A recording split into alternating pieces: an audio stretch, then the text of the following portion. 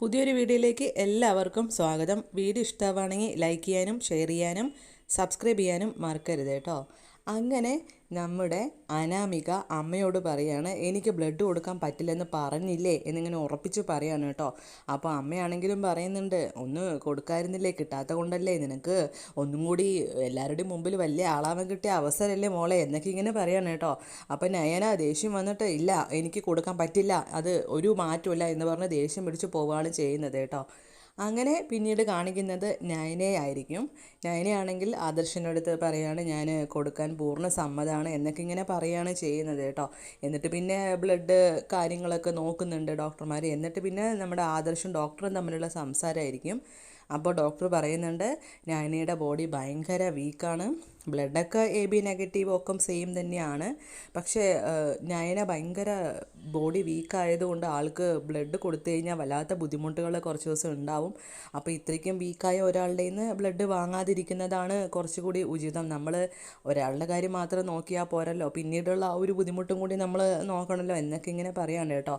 അപ്പോൾ ആദർശ് പറയുന്നുണ്ട്, അവളിനി സമ്മതിക്കുമെന്ന് തോന്നുന്നില്ല, ബ്ലഡ് കൊടുക്കണം തന്നെ പറഞ്ഞ് വാശി പിടിക്കുകയാണ്. ഇനി ഇതിന്ന് പിന്മാറാൻ അവൾ തയ്യാറാവുമെന്ന് തോന്നുന്നില്ല ഡോക്ടറെ എന്നൊക്കെ ഇങ്ങനെ ആദർശ് പറയുകയാണ് ചെയ്യുന്നത്. അപ്പോൾ ഡോക്ടറാണെങ്കിലും പറയുന്നുണ്ട്, എങ്ങനെയെങ്കിലും വൈഫിനെ പറഞ്ഞ് മനസ്സിലാക്കുമോ, പിന്നീട് വരുന്ന ബുദ്ധിമുട്ടുകൾ വന്നു കഴിഞ്ഞാൽ എല്ലാവർക്കും ഇത് ബുദ്ധിമുട്ട് തന്നെയല്ലേ എന്നൊക്കെ ഇങ്ങനെ പറഞ്ഞ് ഡോക്ടർ പോവാണ് കേട്ടോ. അപ്പോൾ ഈ കാര്യങ്ങൾ ആദർശ് നയനയോട് പറയുകയാണ് ചെയ്യുന്നത്, ബോഡി വീക്കാണ് എന്നുള്ള കാര്യങ്ങളൊക്കെ പറയുകയാണ് കേട്ടോ. അപ്പോൾ നയനയാണെങ്കിൽ പറയുന്നുണ്ട്, ആദർശേട്ടാ ഒരു കുഴപ്പമില്ല, ആദർശേട്ടാ ബ്ലഡ് കൊടുക്കാൻ ഞാൻ പരിപൂർണ്ണ സമ്മതമാണ്, എനിക്ക് ഒരു കുഴപ്പമില്ല, ഞാൻ എത്ര പണിയെടുക്കുന്നതാണ് വീട്ടിൽ കണ്ടിട്ടില്ലേ, എനിക്ക് ഒരു ആരോഗ്യത്തിന് ഒരു കുഴപ്പമില്ല എന്നിങ്ങനെ നയനിങ്ങനെ പറയാണ് കേട്ടോ. അപ്പോൾ ഈ സമയം അത് ഡോക്ടറെ കേൾക്കുകയാണ് ചെയ്യുന്നത്. എന്നിട്ട് പറയുന്നുണ്ട്, പിന്നെ ഞങ്ങൾ പറഞ്ഞതാണോ തെറ്റ് മോളെ, നിൻ്റെ ആരോഗ്യത്തിന് വേണ്ടിയിട്ടല്ലേ പറയുന്നത്, ബോഡി അത്രയും വീക്ക് ആയതുകൊണ്ടല്ലേ കൊടുക്കണ്ടെന്ന് പറഞ്ഞത് എന്നൊക്കെ ഇങ്ങനെ പറയാണ് കേട്ടോ. അപ്പോൾ ഡോക്ടറെ അടുത്താണെങ്കിൽ നയന പറയുന്നുണ്ട്, ഡോക്ടറെ എനിക്ക് ഒരു കുഴപ്പമുണ്ടാവില്ല, അമ്മയ്ക്ക് ബ്ലഡ് കൊടുക്കാൻ എനിക്ക് പൂർണ്ണ സമ്മതമാണ്, കാര്യങ്ങളൊക്കെ ചെയ്തോളൂ എന്നൊക്കെ ഇങ്ങനെ പറയാണ് കേട്ടോ. പിന്നെ ഡോക്ടർ അവിടെ നിന്ന് പോവുകയാണ് ചെയ്യുന്നത്. ശേഷം കാണിക്കുന്നത് അനന്തപുരി തറവാടായിരിക്കും. അവിടെ അനിയും ജാനകിയും അതുപോലെ തന്നെ ജലജയും തമ്മിൽ സംസാരിക്കുന്നതാണ് കാണിക്കുന്നത് കേട്ടോ.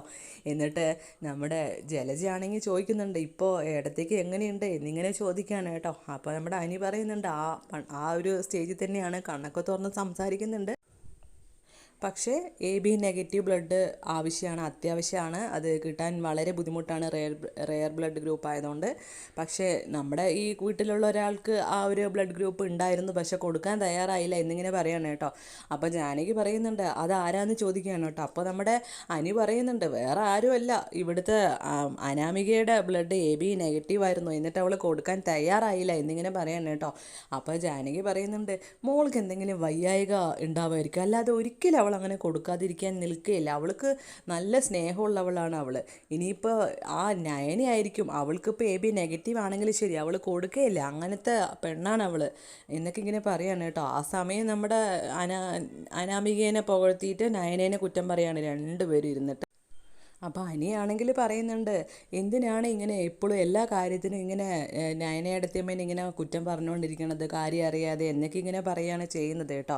അപ്പം നമ്മുടെ ജാനകി പറയുന്നുണ്ട്, അവൾ ഭയങ്കര പാഷാണോണ്, എനിക്ക് അവൾ ഇഷ്ടമല്ല, അവൾ മനഃപൂർവ്വം കൊടുത്തതായിരിക്കും ആ പാലിൽ വിഷം കലർത്തിയിട്ട് എന്നൊക്കെ ഇങ്ങനെ പറയുകയാണ് ചെയ്യുന്നത് കേട്ടോ. അപ്പം നമ്മുടെ അനിയാണെങ്കിൽ പറയുന്നുണ്ട്, സ്വന്തം ചേച്ചിക്ക് ആരെങ്കിലും അങ്ങനെ പാല് കൊടുക്കുമോ വിഷമുള്ളത് എന്നൊക്കെ ഇങ്ങനെ പറയാണ് കേട്ടോ. നവ്യ ചേച്ചിക്ക് കുടിക്കാൻ വേണ്ടി വെച്ച പാലല്ലേ, എങ്ങനെ വിഷം കലർത്താനാണ് നയന ചേച്ചി എന്നൊക്കെ ഇങ്ങനെ പറയാണ് കേട്ടോ. അപ്പം നമ്മുടെ ജലജയാണെങ്കിലും പറയുന്നുണ്ട്, ആര് കണ്ടു, ചിലപ്പോൾ കുഞ്ഞിനെ നശിപ്പിക്കാൻ വേണ്ടിയിട്ട് ചേച്ചി തന്നെ ചെയ്ത പണിയായിരിക്കും, ചിലപ്പോൾ അവർക്ക് ആദ്യം കുഞ്ഞുണ്ടാവണേൻ്റെ അസൂയായിരിക്കും നയനയ്ക്ക് എന്നൊക്കെ ഇങ്ങനെ എങ്ങനെയൊക്കെ കഥയൊക്കെ കെട്ടിച്ചമയാൻ പറ്റും, അങ്ങനെയൊക്കെ രണ്ടുപേരും ഇങ്ങനെ ഓരോന്ന് പറയുകയാണ് ചെയ്യുന്നത് കേട്ടോ. എല്ലാത്തിലും നയനേനെ കുറ്റപ്പെടുത്തിക്കൊണ്ടാണ് ഇവരിങ്ങനെ സംസാരിക്കുന്നത്. അപ്പോൾ അനിയാണെങ്കിലും പറയുന്നുണ്ട്, ഇനി ഞാൻ മലയ്ക്ക് പോകാൻ മാല ഇട്ടതുകൊണ്ട് ഇപ്പോൾ ഒന്നും പറയുന്നില്ല, ഇല്ലെങ്കിൽ ഞാൻ പലതും പറയും എന്ന് പറഞ്ഞിട്ട് അവിടുന്ന് ദേഷ്യം പിടിച്ച് പോവുകയാണ് ചെയ്യുന്നത് കേട്ടോ. അപ്പം നമ്മുടെ ജാനകിയാണെങ്കിലും പറയുന്നുണ്ട് ജലജൻ്റെ അടുത്ത്, കണ്ടില്ലേ ആ ഒരു പാഷാണത്തിന് ആ കലക്കി കൊടുത്ത വിഷത്തേക്കാളും വലിയ വിഷമാണ് എല്ലാവരുടെയും മനസ്സിൽ അവൾ കുത്തി നിറച്ച് കിട്ടിയിരിക്കണം, എല്ലാ ആണുങ്ങളെയും കൈവശപ്പെടുത്തിയിരിക്കുകയാണ് ആ നയന, കണ്ടില്ലേ എന്നിങ്ങനെ പറഞ്ഞ് നയനേനെ വേണ്ടുവോളം കണക്കിന് പറയാണ് കേട്ടോ രണ്ടുപേരും. അങ്ങനെ ശേഷം കാണിക്കുന്നത് ഹോസ്പിറ്റലായിരിക്കും. നയന ബ്ലഡ് കൊടുക്കുകയാണ് ചെയ്യുന്നത് കേട്ടോ, അവിടുന്ന് കളക്ട് ചെയ്തുകൊണ്ടിരിക്കുകയാണ് ചെയ്യുന്നത്. അങ്ങനെ കളക്ട് ചെയ്തുകൊണ്ടിരിക്കുമ്പോൾ നയനയ്ക്ക് ചെറിയൊരു ക്ഷീണം പോലെയൊക്കെ കാണിക്കുന്നുണ്ട് കേട്ടോ. അങ്ങനെ ആ ഒരു പ്രോസസ്സ് കഴിഞ്ഞിട്ട് പുറത്തേക്ക് ഇറങ്ങി വരികയാണ് ചെയ്യുന്നത്. ആദർശ് അവിടെ വെയിറ്റ് ചെയ്ത് നിൽക്കുന്നുണ്ടാവും. എന്നിട്ട് പിന്നെ ഡോക്ടർ പറയുന്നുണ്ട് കുറേ നേരത്തേക്ക് നല്ല ക്ഷീണം ഉണ്ടാവും, നല്ല പോലെ ആഹാരം കഴിക്കണം എന്നൊക്കെ ഇങ്ങനെ പറയുകയാണ് കേട്ടോ. എന്നിട്ട് പിന്നെ അവർ നേരെ അപ്പോൾ നയനയുടെ അടുത്ത് പറയും, ആദർശ് നമുക്ക് വാ ഭക്ഷണം കഴിക്കാം എന്നിങ്ങനെ പറയാണ്.